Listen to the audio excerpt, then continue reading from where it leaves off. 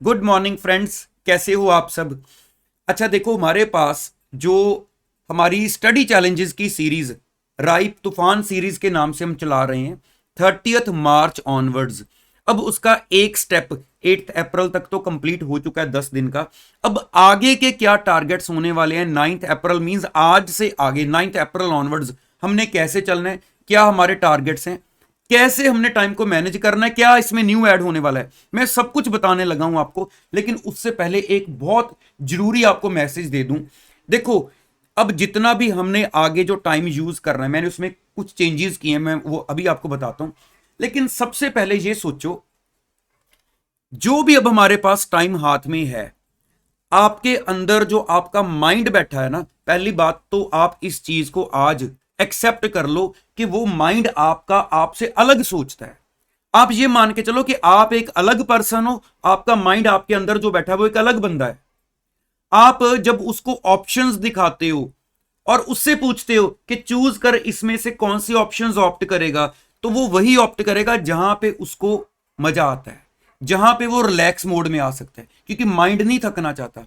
आपको टेंशन है कि आप एग्जाम क्लियर कर जाओ, लेकिन आपका माइंड इतना प्रेशर नहीं ले रहा, उसको अलग बंदा मान के चलो अपने अंदर, जहां पे आप उसको ऑप्शन दिखाते हो। अच्छा, अगर मैं आपको यह बोलूं कि एक सब्जेक्ट को उठाओ और 2 या 3 दिन लगातार पढ़ो, शाम को आपका माइंड आपको मैसेज भेजेगा, वो ट्राई मारता है आपके ऊपर, आपको मैसेज देके कि पूछ के देख लेता हूं इससे, शायद मान जाए। और वो मैसेज भेजता है कि भैया मेरे को ना अब समझ नहीं आ रहा, सुबह से एक ही सब्जेक्ट पढ़ी जा रहे हो, चेंज कर लो। तो आप मान लेते हो क्योंकि उसको पता है कि इसने मान जाना है, उसके पास वे है आपको मनाने का, और आप भी मान जाते हो। अच्छा अच्छा ठीक है, टाइम वेस्ट, वो आपको बताता है टाइम वेस्ट हो रहा है, अब मेरे अंदर जा तो रहा नहीं, मुझे कुछ समझ ही नहीं आ रहा, चेंज कर लो। तो आप चेंज करने बैठ जाते हो। क्यों नहीं ये ऑप्शन आप उसको, जब आपका फर्स्ट पेपर होता है जिसके लिए आप नॉर्मली हर बच्चा 2 या 3 पहले डे रिजर्व कर देता है कि ये मैंने फर्स्ट पेपर की तैयारी पे लगानी है, क्यों नहीं वहां पे वो आपको मैसेज भेजता कि मैं पहले पेपर मान लो एफआर में या अकाउंट्स में थक गया हूं। क्यों नहीं वो इन बिटवीन छुट्टी में आपको मैसेज भेजता कि ये सब्जेक्ट तो आपको आता ही है, अगला वाला पढ़ लो, क्योंकि आपको पता है कि नहीं जिसका पेपर है वही पढ़ना है। आप उसको बोलोगे ऑप्शन नहीं है, तो जहां ऑप्शन दोगे वो आपको रिलैक्स मोड में लाने की कोशिश करेगा। पहली बात, हमने आने वाले 10-12 दिन का जो मैं आपको टारगेट देने वाला हूं, आपने माइंड की नहीं अपनी सुननी है, पास आपने होना है। बाद में वो आपके साथ पास आके मिल जाएगा आपके साथ कि देखा मैंने इसकी हेल्प की, इस बार मैंने इसकी सारी बात मानी, जबकि आपने धक्के से मनवानी है उसको बात।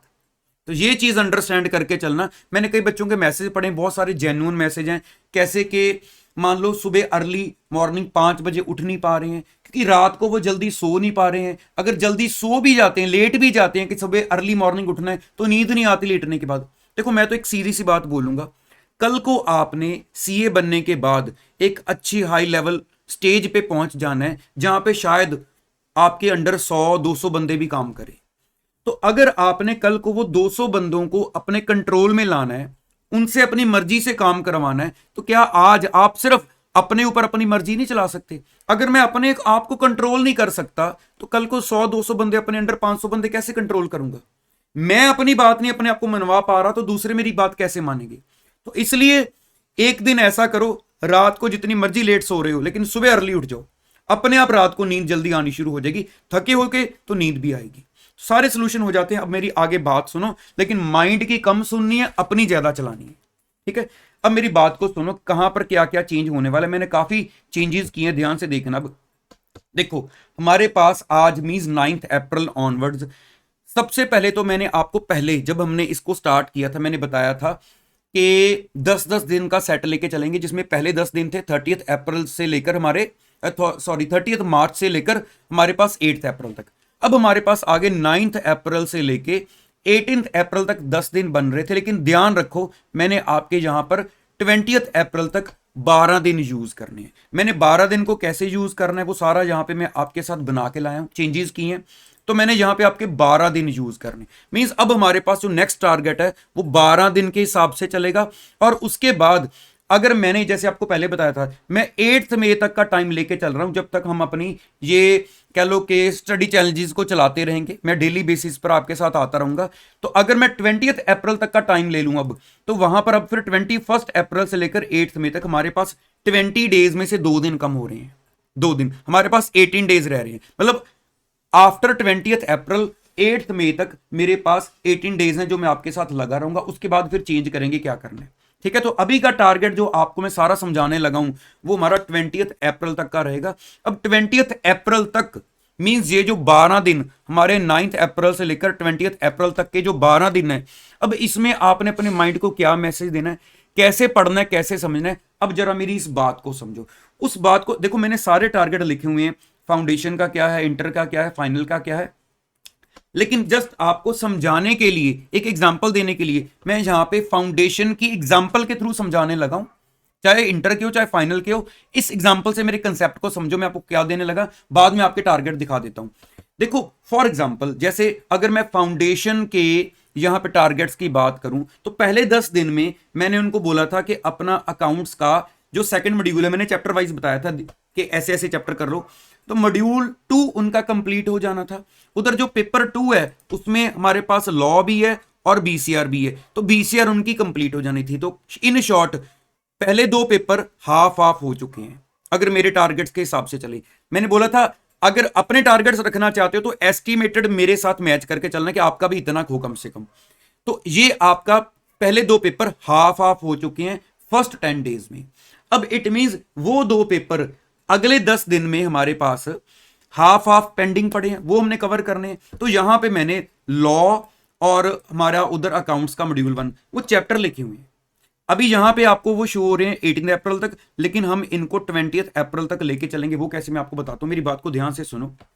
देखो अगर मैं अब आपको, चाहे आप इंटर के हो चाहे फाइनल के हो, मैं आपको ये बताऊं आपके ये चैप्टर्स रह गए हैं जो जो सब्जेक्ट हमने स्टार्ट किए हुए हैं, और उन चैप्टर्स को आप 3 दिन में ये चैप्टर खत्म कर लो, 2 दिन में ये कर लो, ऐसे कर लो। और उधर दूसरा सब्जेक्ट भी चैप्टर वाइज बताऊं, जैसे यहां पे लिखा हुआ है कि सिर्फ 6 चैप्टर को 4 दिन दो, फिर 3rd चैप्टर को 1 दिन दो।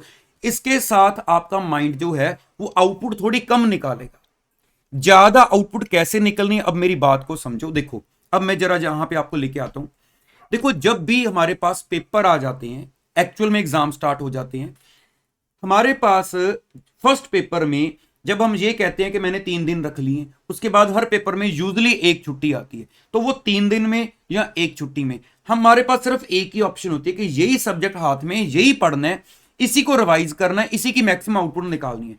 बस वो चीज अपने माइंड में लेके चलो, वो चीज अपने माइंड में लेके चलो।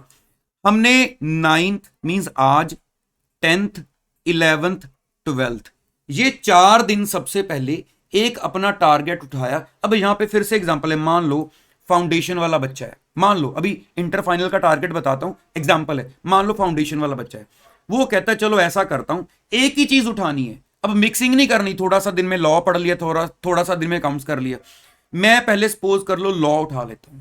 अब आप एक बार सोचो, जिस दिन आपका पेपर होता है उस दिन आप एक छुट्टी में अपना कंप्लीट लॉ, अगर मैं फाउंडेशन की एग्जांपल दे रहा हूं आपको, लॉ के साथ बीसीआर भी है, कंप्लीट बीसीआर भी रिवाइज करते हो, तो यहां पे उस हिसाब से अपने माइंड को मैसेज दो कि अभी तो छुट्टियां भी मेरे को 4 मिल रही हैं और मेरा सब्जेक्ट भी हाफ हो गया है। तो क्या मैं अगर एक छुट्टी में कंप्लीट सिलेबस रिवाइज कर जाता हूं उस सब्जेक्ट का, क्या अब उस सब्जेक्ट के कुछ सिलेक्टेड चैप्टर्स जहां उसका हाफ पार्ट मैं एक छुट्टी की बजाय 4 दिन लगा के भी नहीं कर सकता? देखो कितना फर्क है, सिलेबस हाफ से भी कम हो गया और टाइम आपका 4 टाइम्स बढ़ा दिया गया है।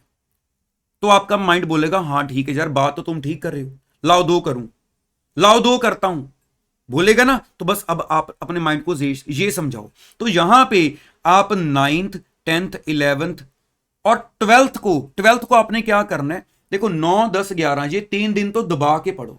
अकाउंट्स उठाना है पेंडिंग, लॉ उठानी है पेंडिंग, ये आपकी चॉइस है, लेकिन दबा के पढ़ो दिन रात, कोई टेंशन नहीं है। सब्जेक्ट बदलना है, जब थक गए हो तो ब्रेक लो, दोबारा पढ़ने बैठ जाओ।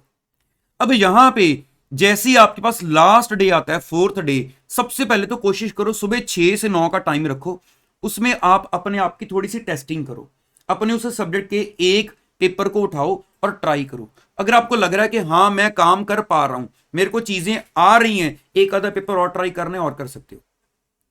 जरूरी नहीं है सारा सॉल्व करने बैठ जाओ, पेपर्स को एटलीस्ट देखो। हो सकता है 3 घंटे में आप 2-3 पेपर देख लो कि उनमें टॉपिक्स क्या चल रहे हैं, चीजें क्या पूछ रही हैं, अगर लिख के नहीं देखना चाहते हो।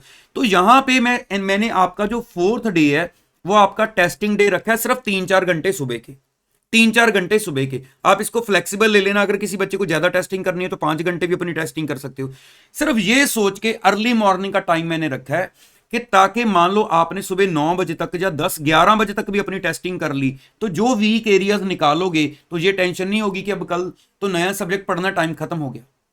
आप ताकि 9-10-11 जब भी आपका वो टेस्टिंग कंप्लीट होती है, आपके पास डे का काफी टाइम पेंडिंग पड़ा होगा कि मैं अब उसमें अपने उन वीक एरियाज पर जरा वर्क कर लूं, मेरे ये वीक एरियाज निकल रहे हैं। अगर आप 12 की बजाय अगर आप थोड़ा सा ज्यादा बेटर वे में चल रहे हो, आप 11 तारीख को अपनी टेस्टिंग कर सकते हो।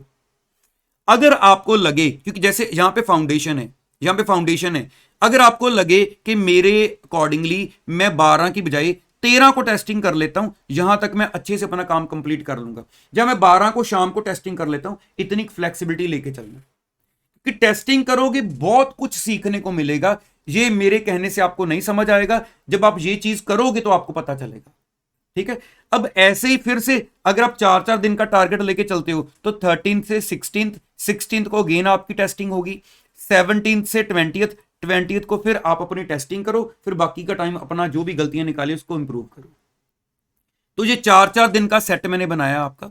यहां पे आपको एक आधा दिन प्लस माइनस करना है, नो प्रॉब्लम, लेकिन जो करना है वो अच्छे से करना है। ये नहीं कि 4 दिन है चीजों को उड़ा दो कि मैंने सारी देख ली लेकिन समझ कुछ भी नहीं आई। जो किया है वो समझ आना चाहिए।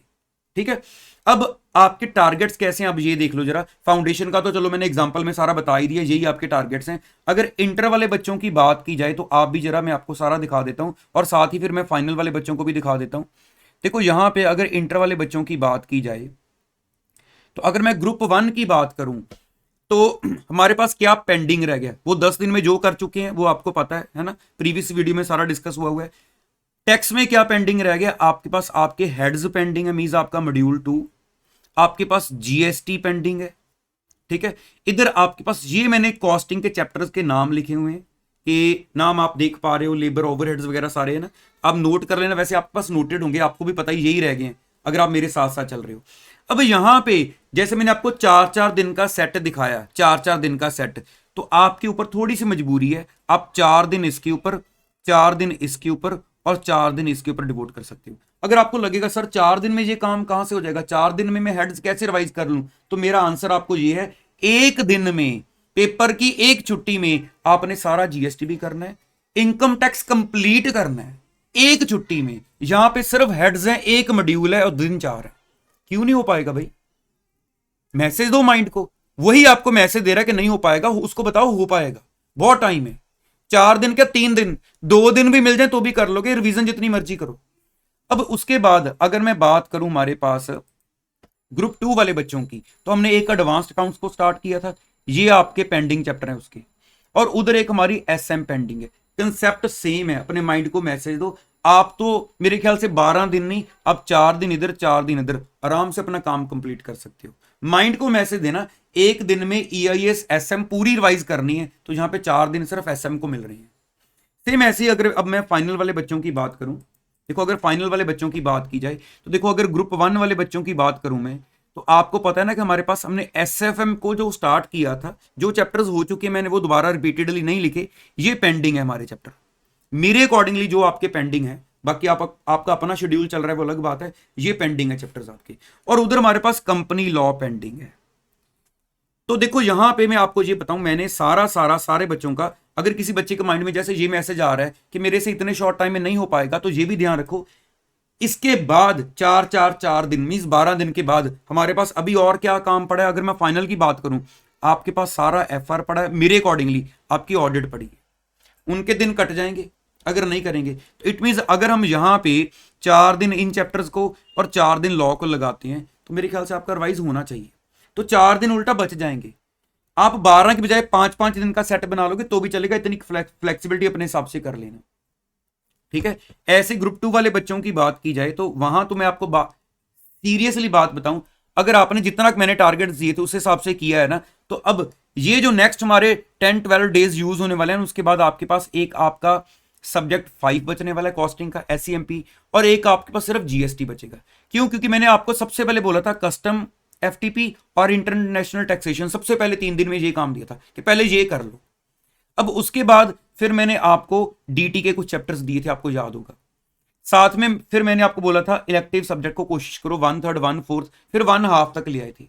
अभी हमारे पास टारगेट क्या होना चाहिए कि आने वाले ये 4+4+4 का जो सिस्टम है, एटलीस्ट आप अपनी डीटी को पूरी सेटिस्फेक्शन के साथ क्लोज कर लो, और उधर से आपका जो इलेक्टिव सब्जेक्ट है अगर आप उसको वाइंड अप कर लेते हो, आपके तो मैं ये भी बोलूंगा कंप्लीट 2 सब्जेक्ट्स नहीं रहते हैं, आपका जो सब्जेक्ट है वो 1.7 ही लगा के चलो, क्योंकि आपका सिर्फ जीएसटी रहेगा। ठीक है, तो अब आपको मेरे ख्याल से मेरी हर बात क्लियर हो चुकी है, कैसे चलना है, टेस्टिंग करनी अपनी, ये सारा कुछ बहुत जरूरी है। माइंड को मैसेज दे दे के चलो, उसकी बात ना मानो। इसी बार मैंने एक दिन सुबह भी आपको बोला था कि हम कह देते हैं कि आगे से और मेहनत करेंगे, वो जो आगे से वर्ड है वो आगे वाला वर्ड देखो, मेहनत तो करनी है, इस बार भी कर रहे हो अगली बार भी करोगे, मेहनत सेम है, लेकिन अगली बार की मेहनत के आप आगे लगा देते हो, आगे से और मेहनत, वही आगे वाली मेहनत इस बार कर लो, अभी डेज हमारे हाथ में। तो चलिए, ऑल द बेस्ट सभी बच्चों को। मेरे ख्याल से आपको सारी बात मेरी समझ आई है, सारे टारगेट्स आपको मिल चुके हैं, मेरी बात को अंडरस्टैंड करके चलोगे। यहां तक मेरी वीडियो को देख लिया तो याद से लाइक जरूर कर देना और चैनल को ज्वाइन कर लो। मैं लास्ट डे तक आपके साथ बना हुआ हूं, आपके साथ खड़ा हूं कि हमारी प्रिपरेशन सारी अच्छे से रिवीजन हो जाए। टेलीग्राम चैनल है राइप तूफान सीरीज से ज्वाइन कर लेना, क्योंकि कोई इंफॉर्मेशन हो, किसी दिन वीडियो नहीं आनी, मैं वहां पे आपको इन्फॉर्म करता रहता हूं। चलिए, ऑल द बेस्ट, दोबारा मिलता हूं नेक्स्ट वीडियो में। Thank you so much.